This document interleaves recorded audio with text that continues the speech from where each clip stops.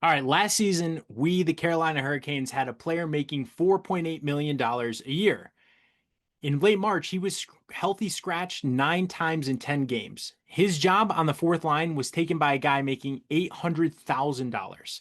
And then he didn't play a single game in the playoffs, even though we won the Stanley Cup. That's Kotkaniemi. And his contract is the single biggest cap problem on this roster. Let me explain why.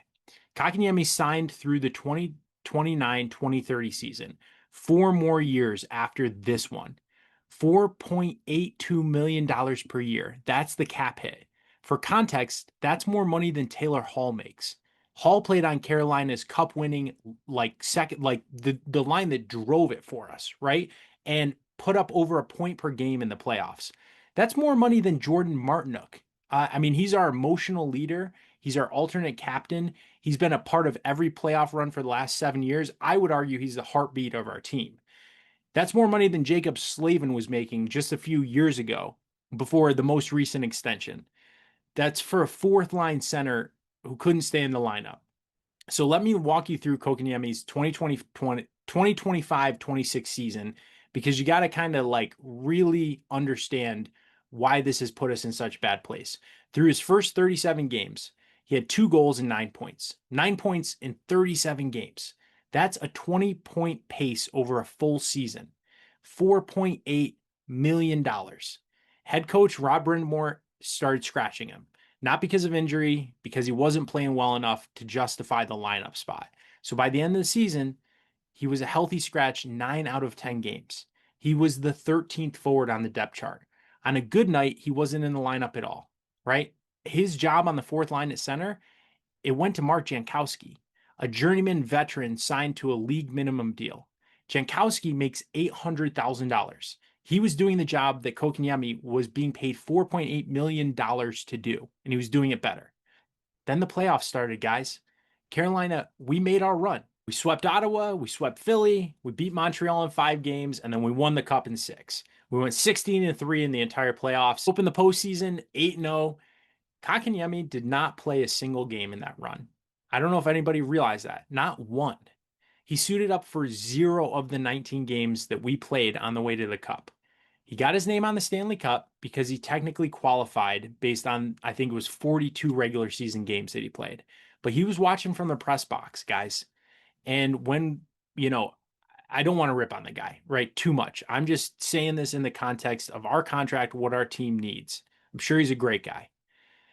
But I know he posted that photo on Instagram after the win, and we went after him in the comments. I'm not saying we got to go after him. That's not it at all. And he had to disable the comments. I'm just talking about this purely from a general management standpoint. We got to solve this because this cap hit doesn't help us defend the cup.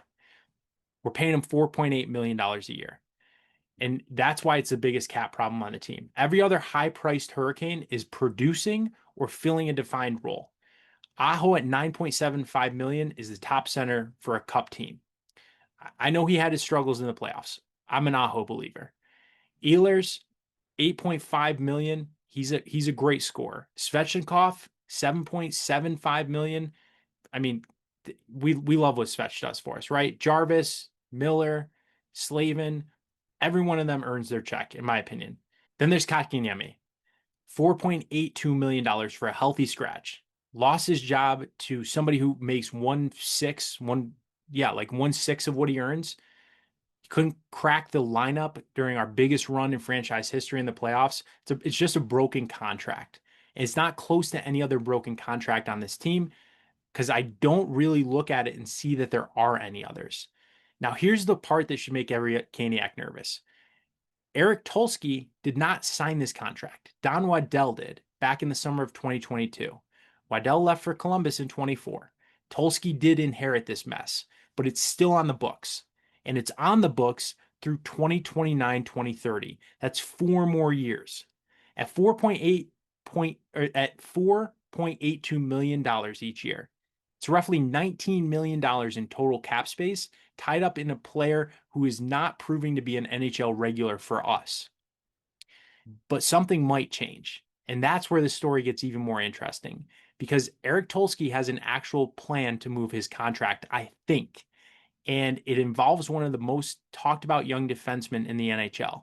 That's going to be in the next video. So if you're a Caniac like me, hit like and subscribe so we can keep breaking this down together.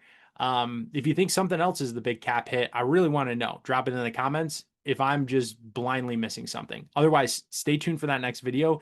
Let's see what this plan is and if it could possibly work.